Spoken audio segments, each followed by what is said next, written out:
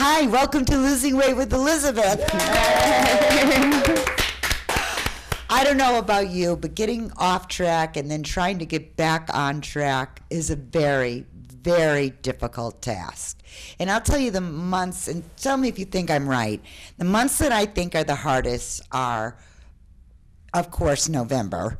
You know, like the end of November. Once Thanksgiving starts, you get cookies in your mouth, and then you're just eating cookies right up till January 1st, when all of a sudden you're not allowed to have any sugar in your life at all, right? Am I right about that? That's one of the things that really mess us up. And then I think right at the end of spring, when summer starts and school's out, there's graduations, there's weddings, so you've got like the end of May till July 4th. So you got about 6 weeks there. So you got about 12 weeks out of the year that are really difficult. And I think that we need to start thinking about how to get back on track before it gets out of hand. Because that's what happens. The average American gains between 5 and 7 pounds during the holidays or in that beginning of those months. It's just now they're just trying to figure out how that works out. And the problem is not that you gain that weight, because you know you can lose that 5-7 pounds if you just do everything that's on this list. But most people don't do what's on this list. You know, they just keep going, because now they're all back into the sugar thing. They're back out of portion control. That's one of the big ones. You get your portion control out of line. Everything happens. So that's why it's so important for us to realize that there are some months that are harder for us to lose weight than others, and then we don't beat ourselves up. I know that my portions are way out of whack in this last 6 weeks. You know, it's not just one pork chop, it's 2 pork chops. It's not a small baked potato, it's a big one. You know, all sorts of things like that. Have you noticed any of those sort of things where you've changed from what you normally eat, maybe a little bit more than regular? Well, with me, it was more all of a sudden I'm just picking at everything, you know? Oh, I'll just have one cookie here. I'll have one piece of candy here. I'll have one, and it just adds up and adds up. And you know, something that's very tiny can have 180 calories in it. I know, something that's this tiny can have 180 calories, and I could eat 10 of them. Yeah. And that's all the food that I'm allowed for the day. You know, like 1,900 calories in order to stay at my weight. Yeah. And I agree with you, and I could so easily eat 10 cookies. I'm so ashamed. Really, I am. I'm ashamed. But it's true. What about you? Yeah, me too, with the cookies and the pepperoni and the cheese. It's like, yeah, it's like a nightmare of I went to a dinner party, and instead of having like a regular dinner, they had an antipasto table. You know, generally speaking, on an antipasto table, there is nothing low in calories. No. All that Italian meat, all those Italian cheeses, all those different spreads and everything. Delicious. Let me just shout out to Stephen and Chaz for that meal. But at any rate, it was really delicious. But it was Saturday night. So, sure, why not? So that's the way you have to, don't diet at it. I knew going right up to that day that it was going to be a beautiful dinner, and then I would want to eat, you know, with abandon. I don't want to have to think about what I'm eating then. I want to really watch what I'm eating during the week so I can enjoy these times. That is the only way I lost weight. That is the way I lost 93 pounds, is strictly from, well, I was like the healthiest girl alive for 5 days, and then the worst you could imagine on the weekends. That's why it took me so long to lose that weight. And you might find yourself, you might be walking in my shoes, because I'm never promising you quick weight loss. I'm promising you permanent weight loss. Okay, so let's talk about the 10 ways to get back on your diet. Don't like the diet word, but at any rate. So how to get back on track. So start now by recommitting today. It's always great when you start and you have like this perfect day. But then what could happen toward the end of the day? Yeah, I know, it's crackers. It's cheese. It's whatever. So because you're not used to, you don't have a filter on your eating right now. You're off schedule. So you don't have a filter on it. So all of a sudden, what if it's okay if I have a few crackers or a couple cookies or something like that? But because you haven't been doing that. So what do you think when like you said, you were telling us that you had a pretty good week, right? Mm-hmm. And did you have any missteps, or were you really right there with everything? No, this week I had the January 1st mentality where I'm going to do this. So this week was definitely, I was right on track with eating, going to the gym. Perfect, everything. Right? So, yeah. A lady asked me today, she's coming to class at another location, and she said to me, well, I just want to come for one class and see how it is because I don't know if I'm motivated. I really don't want you to be motivated. I just want you to come because eventually you start making better choices. Don't you notice that you start saying, maybe let me have a cup of tea before or a cup of coffee before I have 17 cookies. Let me at least try to go in the stages of what will satisfy me, what will stop me in my tracks. I think I mentioned this last week. One of the guys would just take a tablespoon of jam after dinner. Yeah. Right? You were saying that last And week. it's such a good idea because it gets that whatever you had for dinner, whatever deliciousness you made, because you must make these meals delicious. And then you get to you have a little something sweet and then a cup of tea, and he's good. Men have a little bit easier time of it, and I'm not saying you have an easy time on it, but women are on a diet every Monday. We start a new diet every Monday. When a man makes the decision to lose weight, he kind of is in the follow-through mode until he throws his hands up in the air. And then it's all things. Drink water like it's your job. Listen, I have now started putting a little lemon water, like 6 ounces, by my bed, and in the morning I just chug it down because it starts my body moving, starts everything going, it starts your metabolism a little bit. I don't know if it's true. I'm just thinking. See, when you do these things, like drink water in the morning and plan and prepare for it like I'm trying to do, it makes you feel like you're actually in control. Mm-hmm. Which you may not be, but if I can start my day off feeling like I'm in control, I have a better shot at the day. Don't you think that's true? Yeah. So having like this water, I drink plenty of water. I don't need any advice on drinking water or liquids. You can have coffee or tea do you drink plenty of water, all of you guys? Yeah. Okay, so that's not really it. Plan each meal. You know what, really, when you're planning a meal, I like to make it look pretty. Don't you think that's a good idea? To have a variety of flavors and a variety of, different colors. You can't have white chicken breasts, white baked potatoes, and I don't know, what's a white vegetable? White corn. Cauliflower. Good. Cauliflower, much better choice. Okay. Cauliflower. That would not look good to me. No matter that I love all three of those things, that would not be a good plate of food for me. It has to look pretty. Mm-hmm. And don't you think we should be thinking, why don't we pretend? Because it's really not that hard to plate our food. Plate our food, make the plate look pretty. Why don't we try to do that for ourselves? It would make such a difference. Do you ever do that? Either one of you? No. Anybody? No. Never thought of it that way. Yeah. Yeah, you want to I start. mean, I'm with you with the food itself. Mm-hmm. I like the food to look good. It has to be, I yeah. like color. I like spice. So then as long as. Yeah.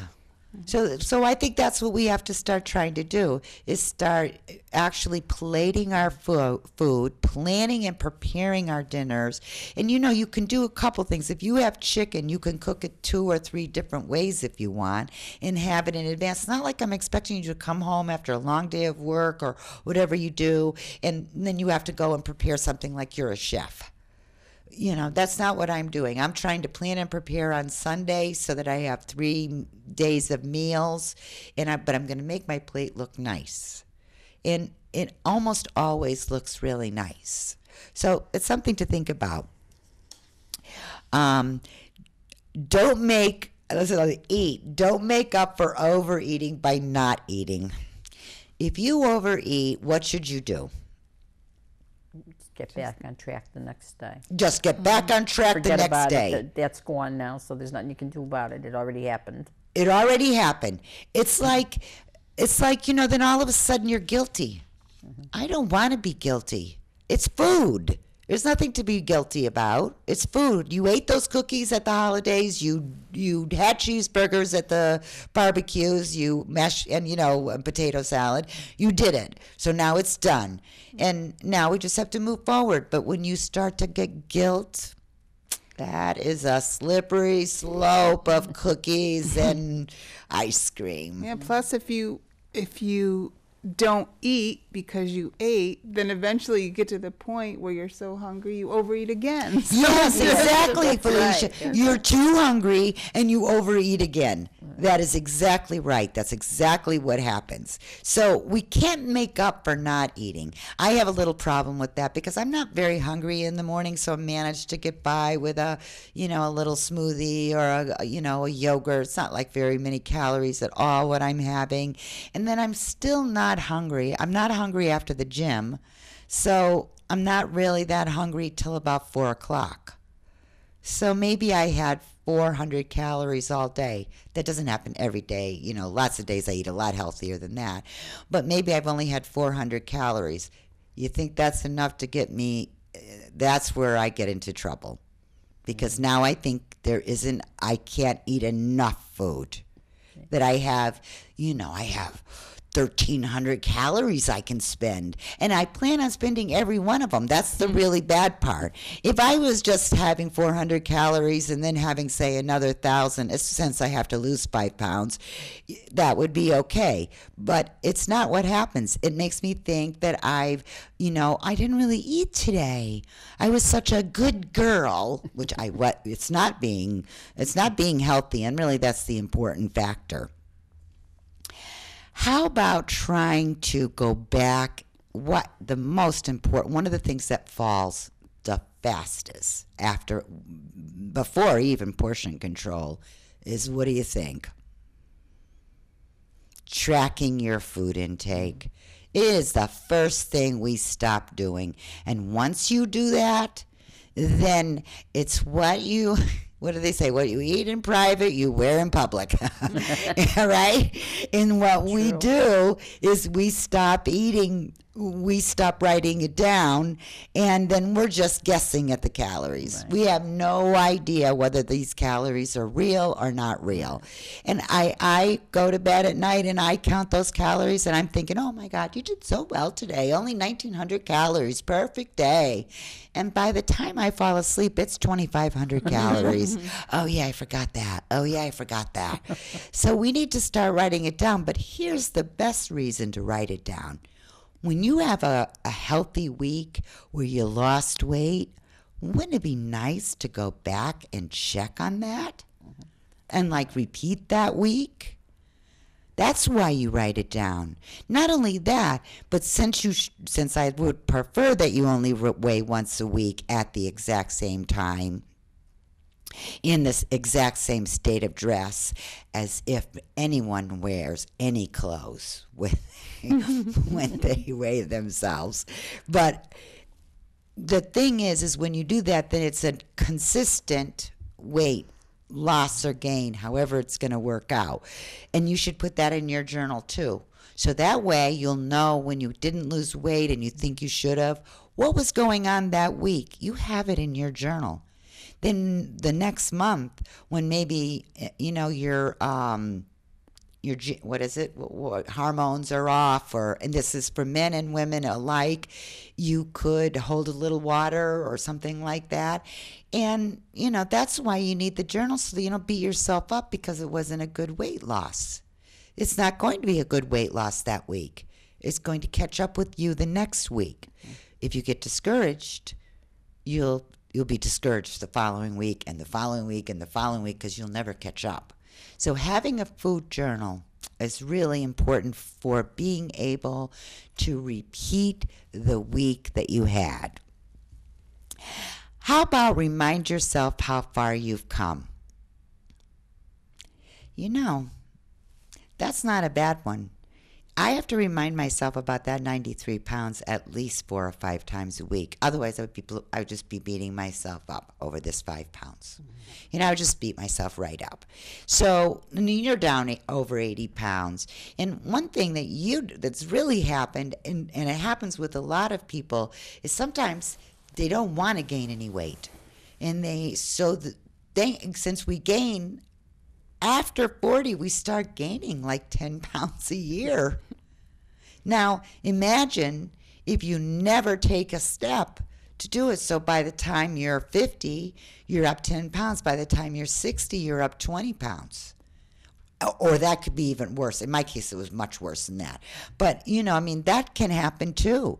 So it's just really good to just start to get a hold of that thing. So remind yourself. Go ahead. I was just going to say, what works for me is looking at pictures of what I looked like before I lost the weight. And like you showed us the picture before you lost the weight. And that does it, because it's like, wow. Yeah, you look at that picture, and I could see it at the back of my book myself. And I'm going, how hard it must have been for me to even walk around. That was 3 cinder blocks that I was carrying around with me. Ever pick up a cinder block? Now imagine having 3 of those on your body. That's a lot on your joints. It's like 7 pounds for your joints. So that was like almost 700 pounds. Every time I hit the floor, it was my ankles, my knees, my hip joints. 700 pounds. That's a lot. How about exercise? Now, everybody always says, this is why I don't like people that are motivated.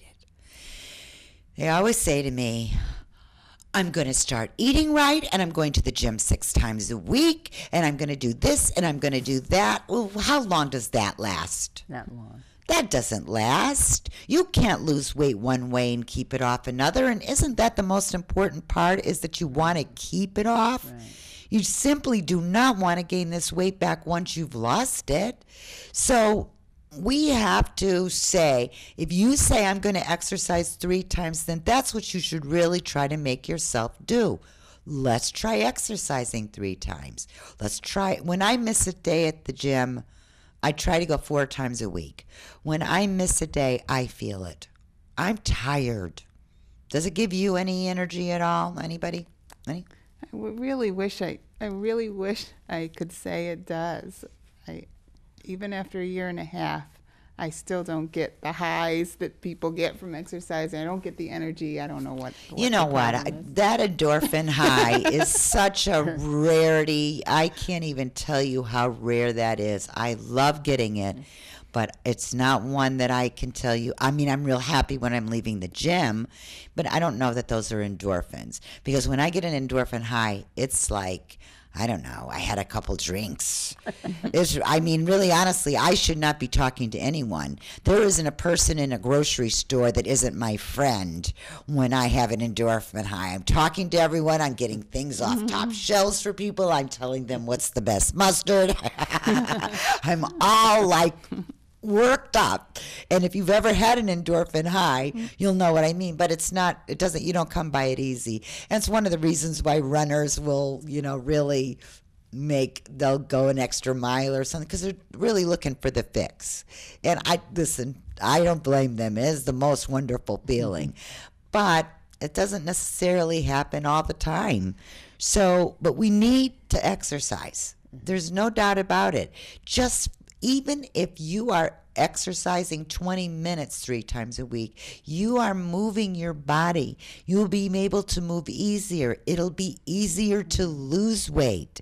You'll be in a better frame of mind. All of that. All good. Here's the one that we all need to really think about. Don't let a bad week turn into a bad month. Oh, yeah, that ship has sailed. I had such good intentions. I was so sure that I had a handle on the holidays. I was so sure of it. Yeah, I didn't have a handle on those holidays at all. I would start the Monday and be like, yeah, that's right, I'm going to do this. And then all of a sudden, because the holidays fell on a Wednesday and Thursday, if they fell on a Friday and Saturday, I think I would have done a lot better. But when it's broken up in the middle of the week like that, yeah. But see, we can't use that. It's always going to be something. There's always a reason why. It's never just... Right? It's never just, oh, it was on Wednesday and Thursday this week. That is what messed me up. Not me. It was the days of the holiday. And you know what? I heard that a lot in a lot of meetings this week. That people said, yeah, it was really hard that it fell in the middle of the week. Oh, geez. What other excuses could we come up with? And that really, honestly, I use that exact one. That, it fell on the days that I go to the gym, that it, just all that. So, really, vegetables should be half of your plate. If you saw the doctor that I saw today on Kelly and Michael, he was talking about the food on your plate. And these vegetables are so good for you.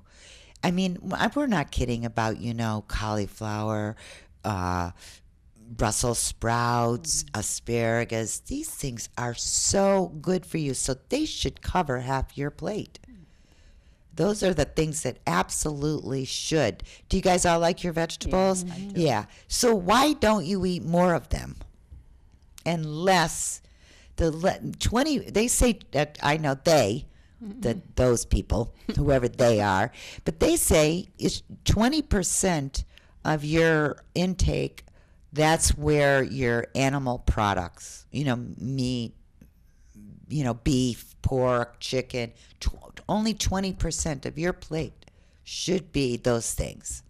More beans, more legumes, more that type of protein. I don't really have a lot of trouble with that. I'm okay not to have too much meat. Yeah, me too. Yeah, I know. I'm not a big meat eater. And I wonder to myself, wait a minute, if I'm doing 80-20 every second and doing it so perfectly, why aren't I read then? But as I gave a speech today in a group, and I said, you know what, I'm not read then, but my doctor's happy. And that's really the most important part that I could think of right there. And then it says, I love this bottom part, repeat tomorrow.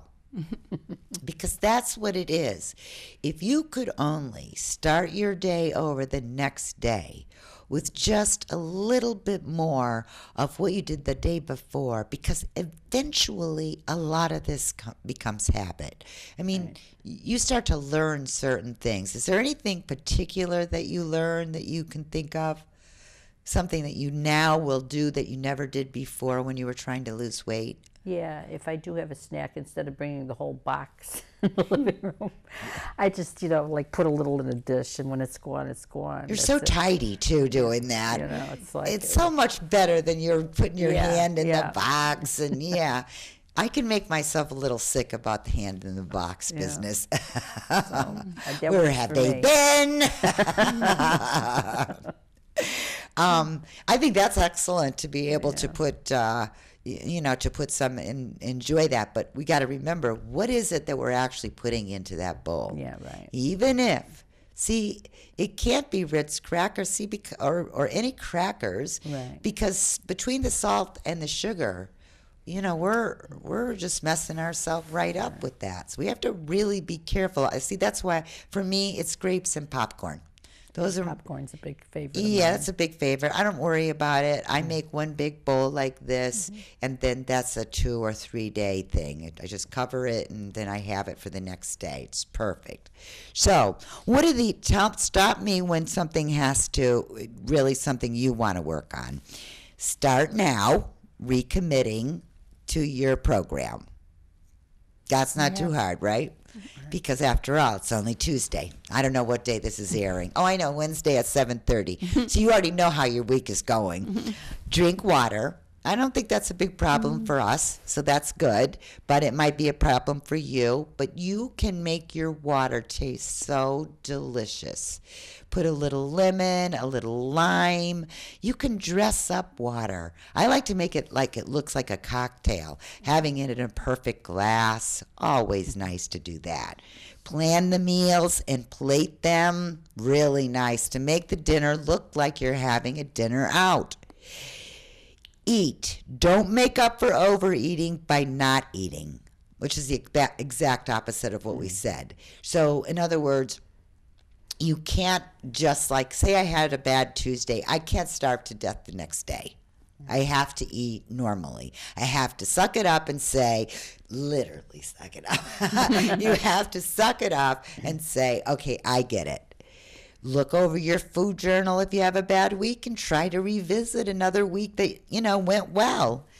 Remind yourself how far you've come, how much better you're eating. That would be so good if we could just be good to ourselves. Because what do we say? Oh, you're looking good. You look great. We don't do that to ourselves. Try to exercise. Don't let a bad week turn into a bad month. Eat your veggies, please. Our mothers actually knew that, didn't they? Eat your vegetables. Although my mother always tried to make me eat okra. All right, so that's it for this week. Back on track, all of us, right? All right, have a healthy week, and thanks for joining us. See you next week. All right.